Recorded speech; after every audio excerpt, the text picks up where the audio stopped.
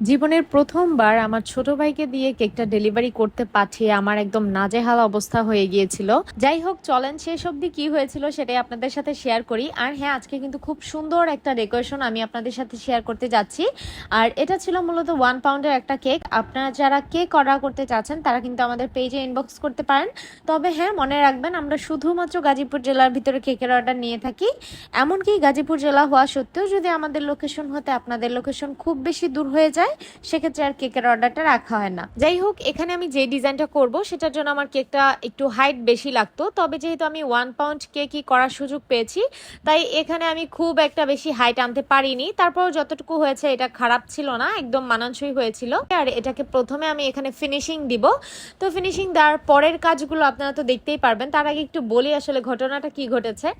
আমার আসলে রাইডার ওই দিন আমি বুক করতেই চেয়েছিলাম, বাট আমার ছোট ভাই আমার বাসায় এসে বারবার জিজ্ঞেস করছিল যে এটা কি তুমি রাইডারকে দিয়ে পাঠাবা, বা এটা কোথায় ডেলিভারি হবে, বারবার সে শুধু জিজ্ঞেস করতেছিল। তো আমি এক পর্যায়ে বললাম যে আচ্ছা তুমি দিয়ে আসতে পারবা নাকি। এমনি মজার ছলে আমি বলি, বাট সে এটাকে একদম সিরিয়াসলি নেয়, বললো যে হ্যাঁ আমি অবশ্যই পারবো। তারপর আমি এই যে তাকে না বললাম যে আচ্ছা না তোমার যাওয়া লাগবে না, আমি রাইডারকে দিয়েই পাঠাই।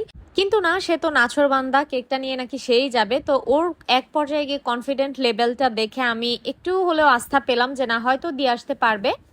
আর তারপর আমি আসলে ওকে যে বলছি বারবার যে কেক কিন্তু সাবধানে নিতে হবে, কেকটা কিন্তু কাট করা যাবে না, অনেক বেশি রিস্ক হয়ে যাবে। আর যেহেতু আমার বাসা থেকে এটা খুব বেশি দূর ছিল না, মানে 20 টাকা ভাড়া আমাদের এখান থেকে যেতে, তো আহামরি যেহেতু দূরেও ছিল না, আমি ভাবলাম আচ্ছা ঠিক আছে দিয়ে দেখি। বাই দ্য ওয়ে আমার ভাইয়ের বয়স হচ্ছে 15 বছর মাত্র, তো ও কিন্তু খুবই ছোট। তারপর আর কি ওকে দিয়ে আমি কেকটা পাঠাই, বাট পাঠানোর আগে আমি যখন বারবার বলছিলাম যে কেকটা কিন্তু সাবধানে নিতে হবে, উল্টা সে আরো আমাকে রাগ দেখাচ্ছিল যে এই যে বেশি কথা বললে কিন্তু আমি নষ্ট করে ফেলবো, বেশি কথা বললে কিন্তু নষ্ট হয়ে যাবে। তো ওর আবার এগুলো শোনার পর থেকে আমি আরো বেশি ভয় পাচ্ছিলাম যে আচ্ছা ও এগুলা কেন বলতেছে। তো সব মিলিয়ে কেকটা ওকে দিয়ে পাঠানোর পর থেকে আমি অনেক বেশি টেনশনে ছিলাম, বাট লাস্ট অব দি আলহামদুলিল্লাহ আমি ওকে ফোন দিয়ে জানতে পারি যে ও কেকটা সুন্দরভাবেই ডেলিভারি করেছে। আর কাস্টমার আপু আলহামদুলিল্লাহ কেকটা দেখেই সাথে সাথে আমাকে জানায় যে ওনার নাকি অনেক বেশি পছন্দ হয়েছে কেকটা।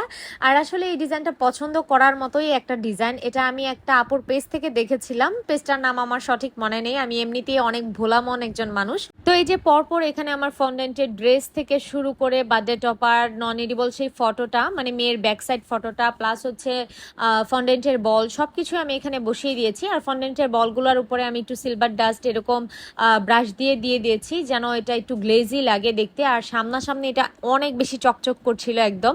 আর ড্রেসের মধ্যে এখানে নিচে অনেক পরিমাণে সুগার বল দিয়ে একটা ডিজাইন করছিলাম আমি। আর এই সুগার বলগুলো কিন্তু বসানো ফন্ডেন্টের উপরে একটু কঠিন ব্যাপার, কারণ হচ্ছে ফন্ডেন্টটা যখন শুকিয়ে যায় তখন বলগুলো আর লাগতে চায় না। তো ওই পর্যায়ে আপনারা হাতের মধ্যে অল্প পরিমাণ ক্রিম ভরিয়ে নিয়ে, মানে আঙুলের মধ্যে অল্প পরিমাণ ক্রিম নিয়ে তারপর হচ্ছে ড্রেসটার মধ্যে লাগাতে পারেন, তাহলে দেখবেন খুব ইজিলি বসে যাচ্ছে। আর এরপর এই যে আমি কেকের মধ্যেও কিছু সুগার বল বসিয়ে দিলাম। আর একদম শেষ পর্যায়ে এখানে আমি পিঙ্ক কালারের জিপসি ফুল ব্যবহার করেছি, আর এটা খুবই সামান্য পরিমাণে দিয়েছি। তো এই ছিল আমার কেকের ফাইনাল আউটকাম। আপনাদের কাছে কেকটা কেমন লেগেছে অবশ্যই জানাবেন। আল্লাহ হাফিজ।